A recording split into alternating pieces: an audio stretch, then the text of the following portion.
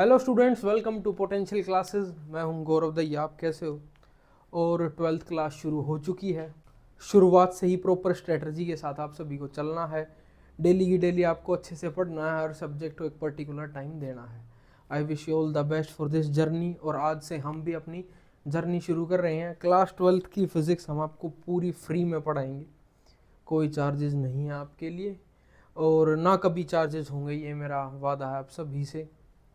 बस चैनल को सब्सक्राइब करना है, वीडियो को शेयर करना है। सबसे पहला चैप्टर और पहली यूनिट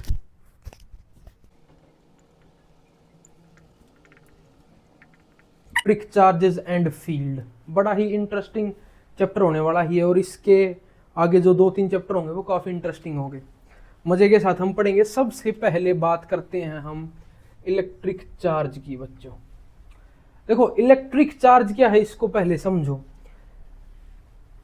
600 BC के आसपास जो ग्रीक लोग थे ना, उन्होंने सबसे पहले चार्ज के बारे में डिस्कवर किया। चार्ज के बारे में कुछ थोड़ा बहुत उन्होंने हमें बताया। अब बात करते हैं इसकी डेफिनेशन क्या है। बड़े ध्यान से आपको समझना है। अमाउंट ऑफ इलेक्ट्रॉन और energy transferred from one body to another body. इस डेफिनेशन को समझो। मान लो ये कोई बॉडी है ए, ये कोई बॉडी है बी। चार्ज क्या है? चार्ज बच्चों जितनी अमाउंट या जितने नंबर ऑफ इलेक्ट्रॉन्स हमने इस बॉडी से इस बॉडी में ट्रांसफर किए, वही इलेक्ट्रिक चार्ज है। 5% भी समझ आया तो समझो, बाकी 100% बाद में समझ आएगा। अब बात करते हैं इसको हम मेजर कैसे करते हैं।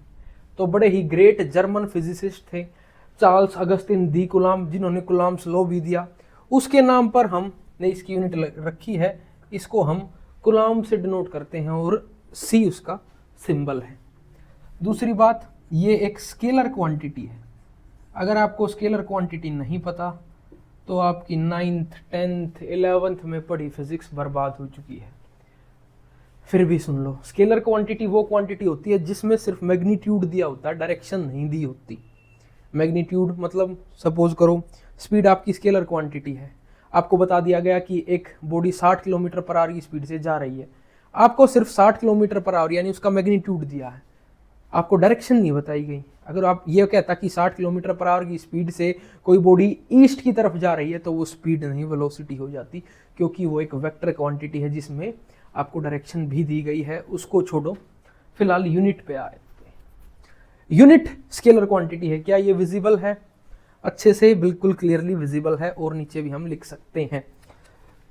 तो हमने दो चीजें जानी, एक तो इसकी यूनिट है कूलम्ब और ये एक स्केलर क्वांटिटी है।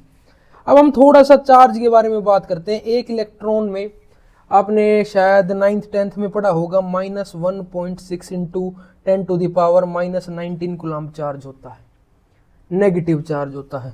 वहीं एक प्रोटॉन में ये चार्ज +1.6 इंटू 10⁻⁻19 कूलम्ब होता है।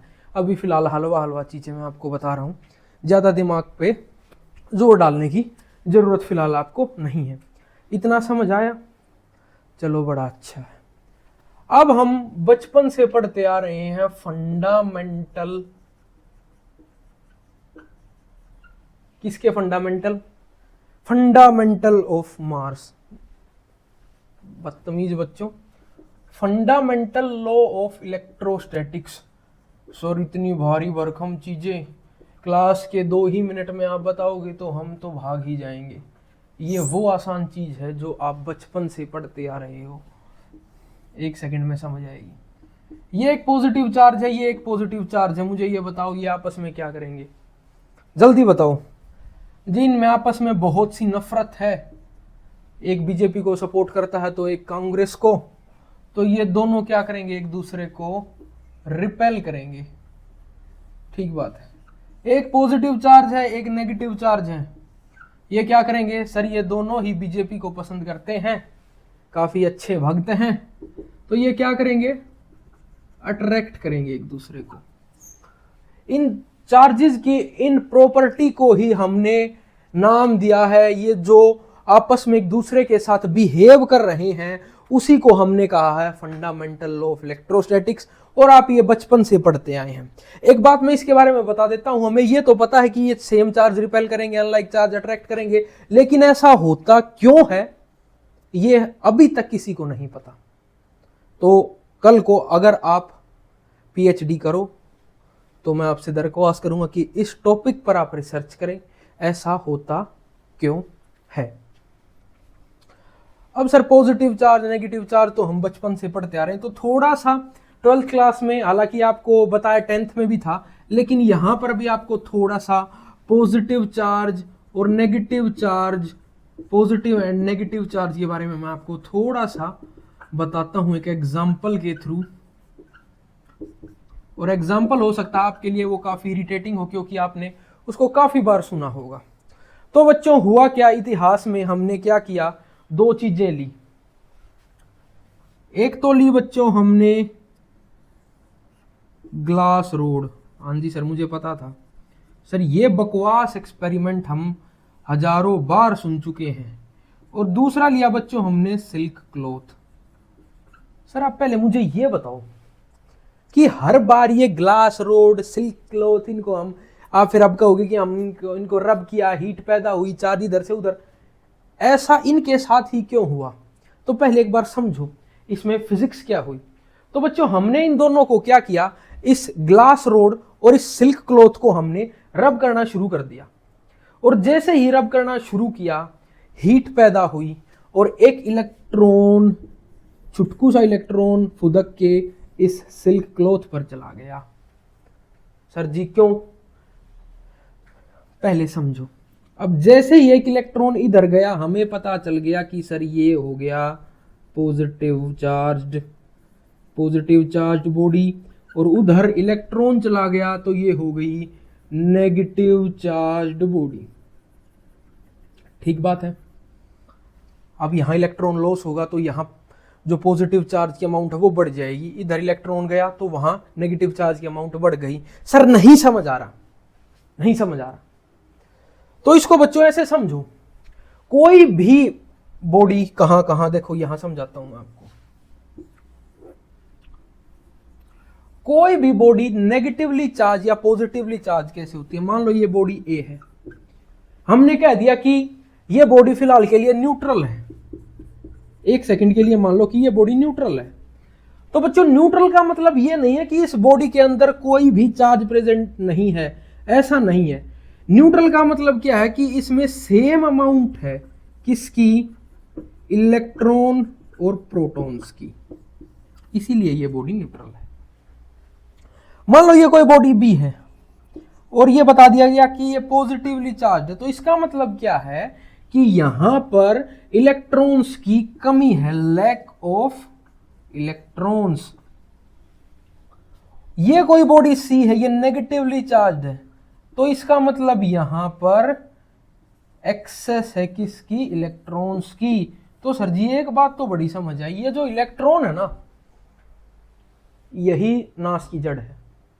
बिल्कुल सही बात है। अब यहां बच्चों ऐसे हजारों एक्सपेरिमेंट करे गए, अलग अलग ऑब्जेक्ट्स को लेकर उनको रब किया गया, हीट प्रोड्यूस की गई, और उनमें से कुछ चुनिंदा एक्सपेरिमेंट हमारे सामने रखे गए ताकि हमें क्या समझाया जा सके। इस एक्सपेरिमेंट का मोटिव बस इतना ही था कि वो हमें पॉजिटिव चार्ज्ड बॉडी और नेगेटिव चार्ज बॉडी के बारे में बता सके। जैसे ही हमने इन दोनों को रब करना शुरू किया, पॉजिटिवली चार्ज यानी ग्लास रोड ने इलेक्ट्रॉन पहले लूज कर दिया क्योंकि उसकी क्षमता कम थी। ये ज्यादा केमिस्ट्री में नहीं घुसते हैं, फिजिक्स इतनी ही रहने देते हैं। बस इतना समझ लेना कि जब भी हम एक सिल्क क्लॉथ और ग्लास रोड को रब करेंगे तो हीट प्रोड्यूस होगी और पहले ग्लास रोड इलेक्ट्रॉन लूज कर देगी और वो इलेक्ट्रॉन सिल्क क्लॉथ के पास चला जाएगा। जैसे इलेक्ट्रॉन सिल्क क्लॉथ के पास गया वो नेगेटिव चार्ज बॉडी हो गया और ये पॉजिटिवली चार्ज बॉडी हो गया। इसका मोटिव सिर्फ इतना ही है, इससे ज्यादा कुछ नहीं है। अब बच्चों वो एक्सपेरिमेंट पढ़ेंगे जो आपने बचपन में किया और अगर नहीं किया तो लानत है उस बचपन पर। इलेक्ट्रोस्टैटिक इंडक्शन, पहले डेफिनेशन समझो। The phenomena of charging an uncharged body by bringing a charged body near it without making contact. इस फिनोमिना को हमने नाम दिया इलेक्ट्रोस्टैटिक इंडक्शन। अब मैं एक एग्जांपल बताऊंगा ना, चुटकी में समझ आ जाएगा, बचपन में किया है आपने। इसका एग्जांपल है बच्चों स्केल एंड हेयर। हाँ हाँ हाँ सर बिल्कुल सर, हाँ समझो, स्केल एंड हेयर, और इसमें एंड पेपर और लिख लो। हुआ क्या, आपने कुछ पेपर के टुकड़े हाथ पर रखे, एक स्केल लिया, उस स्केल को हमने अपने सर में रब करना शुरू किया। स्केल रबिंग के बाद एक चार्ज बॉडी हो गया, और जैसे ही हमने स्केल को हम पेपर के पास लेकर आए जो एक अनचार्ज बॉडी थी, और स्केल ने उसको अट्रैक्ट कर लिया। अट्रैक्ट कर लिया इसका मतलब उसके अंदर भी चार्ज आ गया। तो इलेक्ट्रोस्टैटिक इंडक्शन वही फिनोमिना है, the phenomena of charging an uncharge body. जो पेपर पीसेस थे वो एक अनचार्ज बॉडी थे, हमने उनको चार्ज किया। कैसे? Bye bringing a charge body, एक चार्ज बॉडी यानी जो स्केल था उसको हम उसके पास लेकर आए विदाउट मेकिंग कॉन्टैक्ट। इस फिनोमिना को हमने नाम दिया है बच्चों इलेक्ट्रोस्टैटिक इंडक्शन। डेफिनेशन लिख लो, विद एग्जांपल काम आएगी। अब इसके बाद हम चलते हैं एक इंपॉर्टेंट टॉपिक पे। यहां तक तो अब आपको लग रहा था कि सर हलवा ही चल रहा है, लेकिन अब यहां से आपकी 12th शुरू हो जाती है और प्रॉपर्टी ऑफ चार्ज को हम पढ़ने जा रहे हैं। बच्चों चार्ज की बेसिकली 3 प्रॉपर्टी हैं, उनमें से एक मोस्ट इंपॉर्टेंट है और एक ठीक ठाक है। तो सबसे पहले जो हमारी पहली प्रॉपर्टी है चार्ज की, वो है बच्चों additive property. Additive property, additive property क्या है? एडिटिव प्रॉपर्टी, क्या ये फ्रेम में है? जी सर जी बिल्कुल है। तो बच्चों ये यहां से ऐसे समझो, ये कोई रैंडम बॉडी पड़ी हुई थी और इसमें 2-3 चार्ज पड़े हुए थे, 4 मान लो, एक 5 कूलम का, एक 10 कूलम का, एक 15 कूलम का और एक और 5 कूलम का। तो यहाँ जो नेट चार्ज हम निकालेंगे वो इस एडिटिव प्रॉपर्टी से निकालेंगे कि हम इन सभी चार्जेस को क्या करेंगे बच्चों, जोड़ देंगे। तो 5 और 5 10, 10 और 10 20, 20 और 15 35। ठीक बात होगी। तो जो नेट चार्ज हुआ क्यू नेट, वो कितना हुआ? +35 कूलम। अब दूसरा एग्जाम्पल और समझना, मान लो ये कोई दूसरी बॉडी है, इसमें एक चार्ज है +10 कूलम और एक चार्ज है +5 कूलम और एक चार्ज है -10 कूलम। तो यहाँ जो क्यू नेट निकलेगा वो मुझे बताओ, कमेंट बॉक्स में मुझे आंसर चाहिए, और जिसका आंसर सही हुआ उसके लिए अच्छा सा गिफ्ट सोचेंगे। तो पहली प्रॉपर्टी आपको समझ आई कि भाई एडिटिव प्रॉपर्टी है। दूसरी प्रॉपर्टी है बच्चों, 9th से पढ़ते आ रहे हो हर चीज की यही, कंजर्वेशन ऑफ चार्ज। वो रटी रटाई डेफिनेशन आपको यहां लिख देनी है। कंजर्वेशन ऑफ मास भी आपने पढ़ा है, कंजर्वेशन ऑफ मोमेंटम भी आपने पढ़ा है। मास कैन नाइदर बी द फलाना दिखड़ा, वही a charge can neither be created nor be destroyed, it can only be transferred from one body to another body। वो कंजर्वेशन ऑफ चार्ज की डेफिनेशन है। मैं बोल चुका हूँ, जिनके लिए ज़्यादा स्पीड से बोल दिया वीडियो को स्लो करके आप लोग देख सकते हैं। बच्चों तीसरी प्रॉपर्टी है मोस्ट इंपॉर्टेंट प्रॉपर्टी, चाहे रेड पेन से ग्रीन पेन से लिख लो, और वो है क्वांटाइजेशन ऑफ चार्ज। ध्यान से समझना है आपको इसको, क्वांटाइजेशन ऑफ चार्ज। अब मैं इसकी डेफिनेशन लिखूंगा ना, चारों खाने चित हो जाओगे, चारों खाने क्या हो जाओगे? चित हो जाओगे। लेकिन जब समझाऊंगा तो आप कहोगे सर ये तो आसानी है। बच्चों ये प्रॉपर्टी है, इट इज द प्रॉपर्टी, इस डेफिनेशन को पढ़ो, it is the property where the charge on the body is the integral multiple of basic unit of electron, या फिर आप स्लैश प्रोटॉन, सर जी बिल्कुल समझ नहीं आया, अब समझाने का काम मेरा है। अब ध्यान से देखना, अब यहाँ हम जादू करेंगे। इसका फॉर्मूला और लिख लो, क्वांटाइजेशन ऑफ चार्ज का जो फॉर्मूला है वो है बच्चों Q is equal to NE, काम आने वाला है। अब समझो समझो, आसान लगेगा, भागो मत, समझो बच्चों। ये सपोज करो कोई बॉडी थी A, ये कोई बॉडी थी B, दोनों बॉडी न्यूट्रल हैं, दोनों बॉडी क्या है, न्यूट्रल है। अब हमने कैसे भी करके क्या किया, एक इलेक्ट्रॉन महाराज को इधर से हम इधर ले गए, तो एक इलेक्ट्रॉन इधर गया तो यहां एक इलेक्ट्रॉन हुआ। और अब मुझसे कोई पूछता है कि मुझे ये बताओ कि चार्ज ऑन बी क्या होगा। चार्ज ऑन बी होगा बच्चों, एक इलेक्ट्रॉन गया है, इसका मतलब 1 इंटू इलेक्ट्रॉन में कितना चार्ज होता है, 1.6 इंटू 10⁻⁻19 कूलम। सही बात है सर जी, बिल्कुल सही बात है, सही बात है, सही बात है।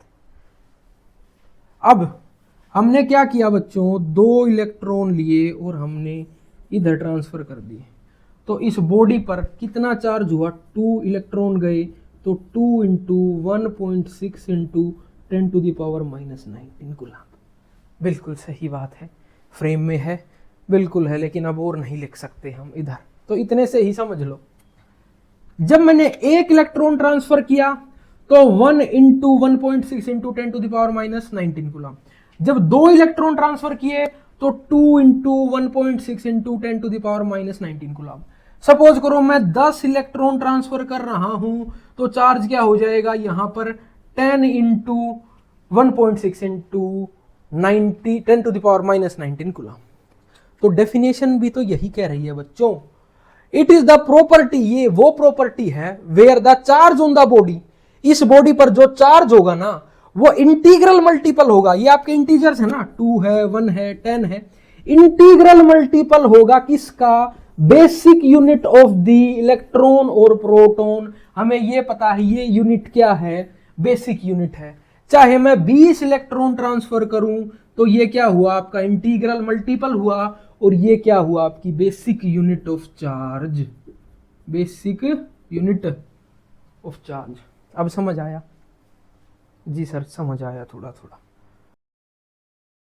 कई बार एग्जाम में पूछ लिया गया, 3 नंबर में भी पूछ लेता है, 1 नंबर में भी पूछ लेता है, वो एग्जामिनर के ऊपर, आपकी किस्मत के ऊपर है। तो बच्चों एक डिफरेंस है, बेसिक डिफरेंस है चार्ज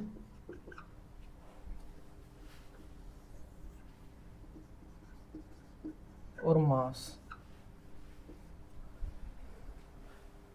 ये चार्ज और मास का डिफरेंस, यहां इसकी क्या रेलेवेंस है मुझे भी समझ नहीं आ रहा, लेकिन अगर कोर्स में है तो कराना तो पड़ेगा। तो सबसे पहला डिफरेंस है बच्चों, हमें क्या पता है कि charge can be positive, negative and 0, लेकिन मास ऑलवेज क्या होगा बच्चों, पॉजिटिव होगा। ठीक बात है, आपने कभी मास ये वो नेगेटिव नहीं देखा। दूसरा डिफरेंस क्या है बच्चों, चार्ज एक क्वांटाइज्ड, चार्ज क्या है, क्वांटाइज्ड है, लेकिन मास क्वांटाइज्ड नहीं है। अगर आपने ऐसा लिख दिया तो अनर्थ हो जाएगा, भूमंडल फट जाएगा। यहां आपको लिखना है कि क्वांटाइजेशन स्टिल नॉट एस्टेब्लिश्ड। भाई क्या पता कल को क्वांटाइजेशन एस्टेब्लिश्ड हो जाए, हम ये थोड़ी कह सकते हैं कि भाई मास नहीं, क्वांटाइज्ड है ही नहीं, क्या पता उसकी भी क्वांटाइजेशन प्रॉपर्टी को एस्टेब्लिश कर दे आप जैसा महान वैज्ञानिक।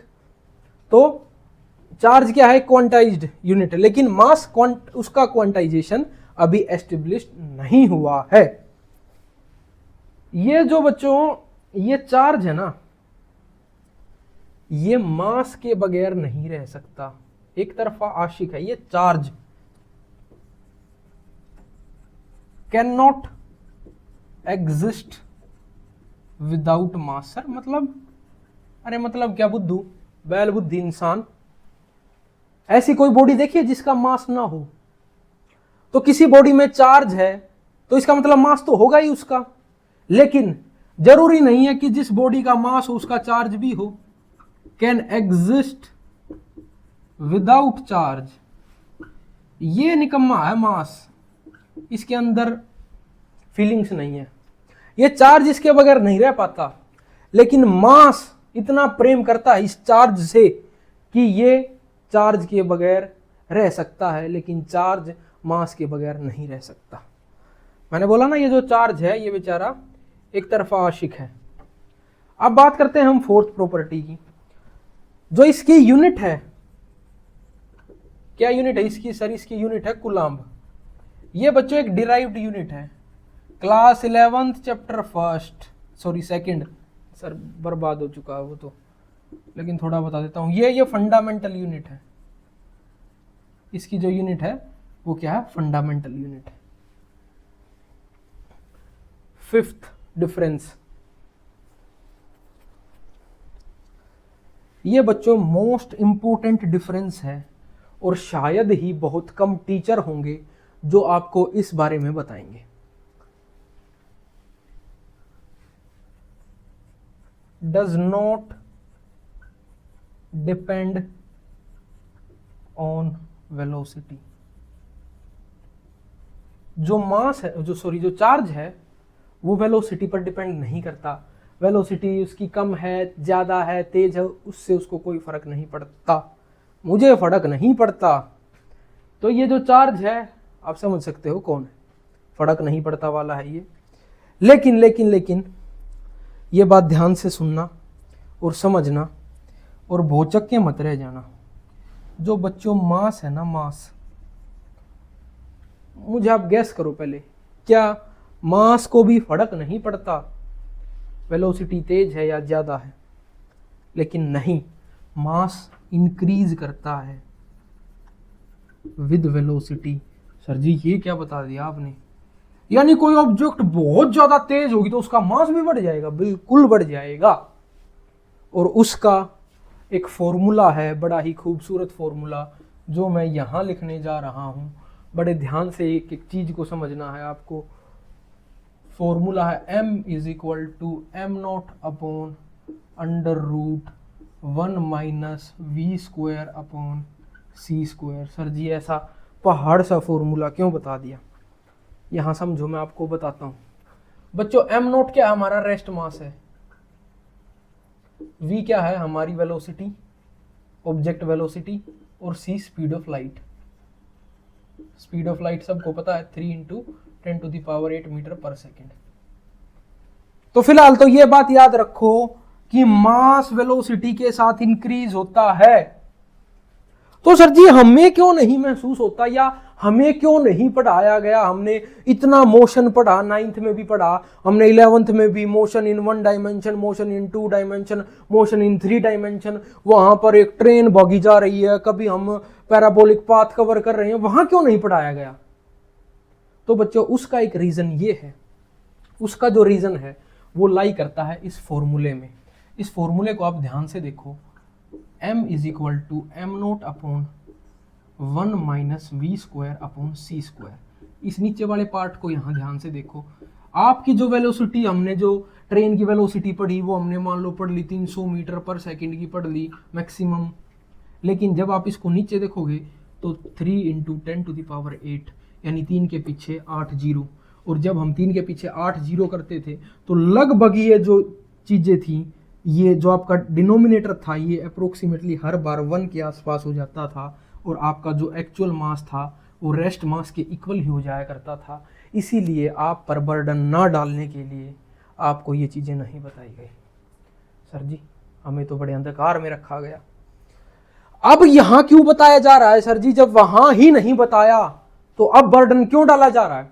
उसका कारण ये है बच्चों, यहाँ आपको जो चीज़ें पढ़ाई जा रही थी वो सिर्फ 300 मीटर पर सेकंड की स्पीड से स्लो, लेकिन यहाँ जब आप 12th में आओगे तो आपको इलेक्ट्रॉन्स की स्पीड, ऐसे ककाते हुए इलेक्ट्रॉन्स जाएंगे 3 की पावर 3 × 10⁴, 3 × 10⁶। तो यहाँ इस सिचुएशन में जो आपका डिनोमिनेटर होगा वो लगभग 1 के आसपास नहीं होगा। और जब डिनोमिनेटर 1 के आसपास नहीं होगा तो आपका एक्चुअल मास, ये जो m था, और रेस्ट मास वेरी करेंगे। इसी जानदार टॉपिक के साथ और इसी ज्ञान के भंडार के साथ आज इस वीडियो को यहीं ख़त्म करते हैं। अगर आपको वीडियो पसंद आई हो तो चैनल को सब्सक्राइब करके वीडियो को शेयर कीजिए। जो भी आपका डाउट है आप कमेंट बॉक्स में बता सकते हैं, और अगर आपको कुछ ज़्यादा ही प्रॉब्लम हो रही है तो आप मुझे इंस्टाग्राम पर डीएम कर सकते हैं। मैं इंस्टाग्राम की आईडी नीचे मेंशन कर दूंगा। पढ़ते रहिए, मुस्कुराते रहिए। जल्द मिलेंगे अगली वीडियो में।